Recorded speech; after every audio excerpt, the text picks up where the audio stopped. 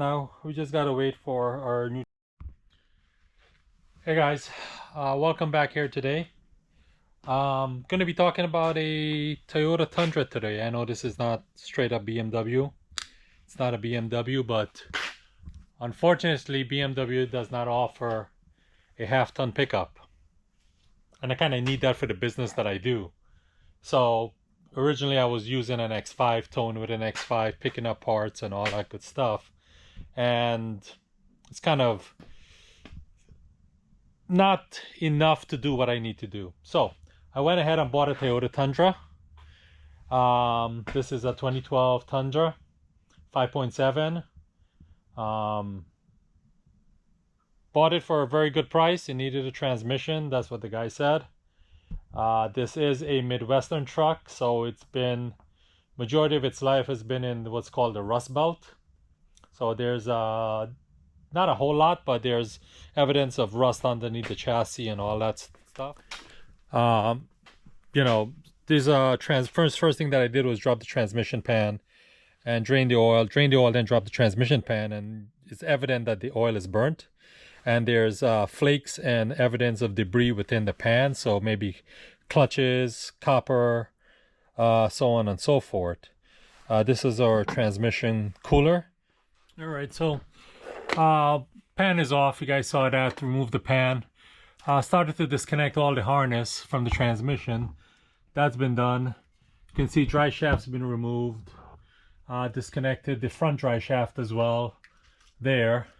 And I loosened the bolts, removed one and just left two in, so this cross member will be dropped. And what I'm gonna do is that I'm gonna remove the transfer case separately with the transmission up, and then support the transmission here while I remove the transfer case. I'm not gonna bring the transfer case and transmission down together. I'll remove the transfer case. It's to me, I prefer to do it that way. You could do it either way. Okay, we're on the passenger side. One of the most difficult things is that you have to remove the passenger side exhaust manifold to gain access to remove the starter, which is right down here, in order to gain access to the converter bolts inside there.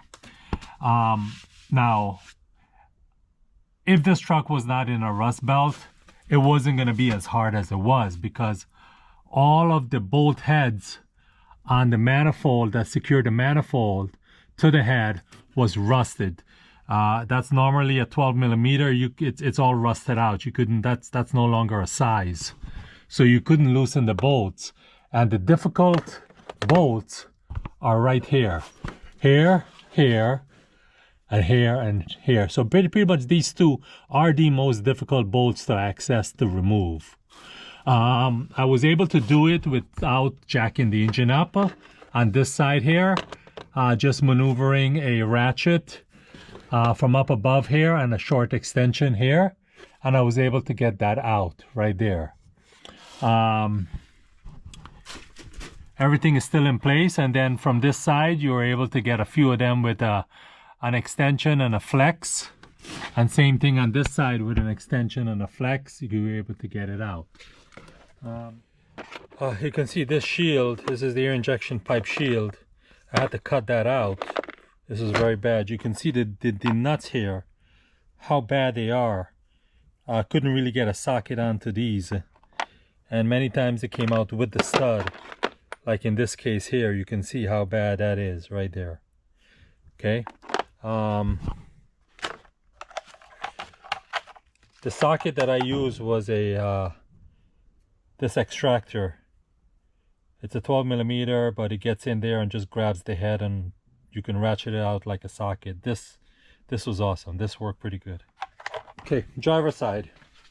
Driver side is not needed to be removed to get the transmission out, but I removed it because the nuts on the manifold was similarly rusted, and they were just gonna get worse, and at some point they could let go where they're no longer holding the manifold to the head, and you could start to develop a leak.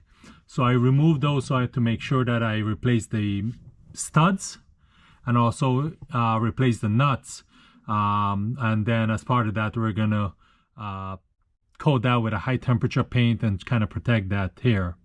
So this driver's side manifold was the hardest to remove.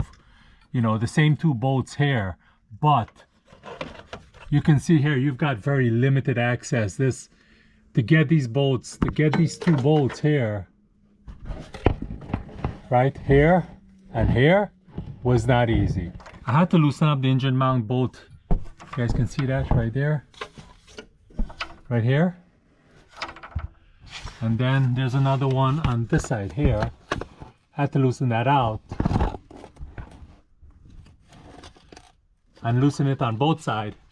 And then I jacked the engine up on the oil pan to elevate this engine up so I can gain access to the stud. Once I was able to do that, I was able to remove. So we've removed the transfer case.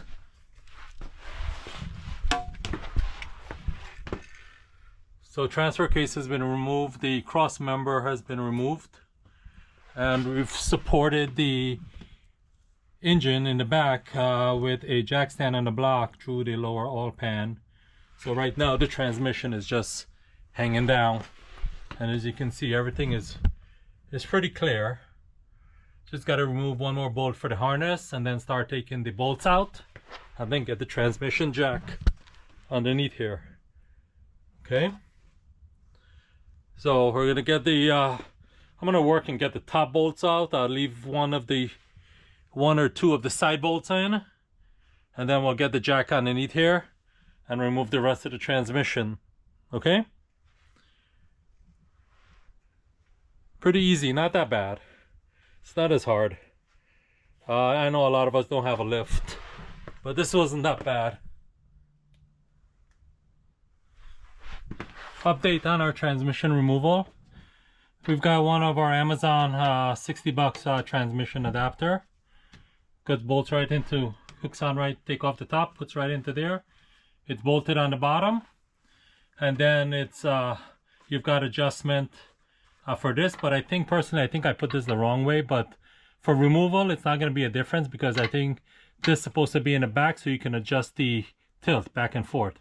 So when we're putting the transmission up, this will be in the back and these brackets will be in front and back of the pan. But for now this is fine because we're just removing the transmission.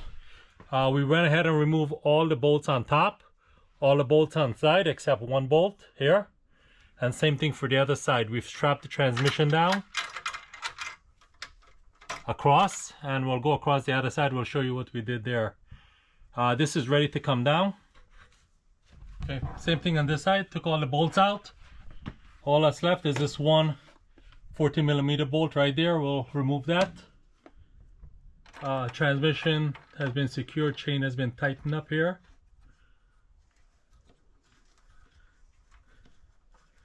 Want to make sure when we're taking this down this doesn't move. So now it's ready to come down.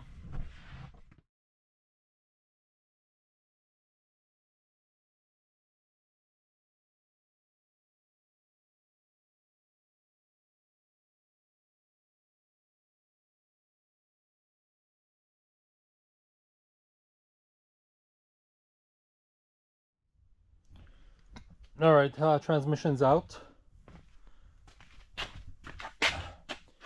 Jack fully secured it.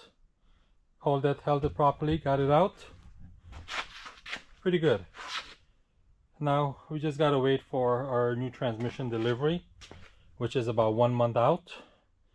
A lot of these transmissions are back ordered, so Toyota don't have them in stock. It's about 1 month lead time. So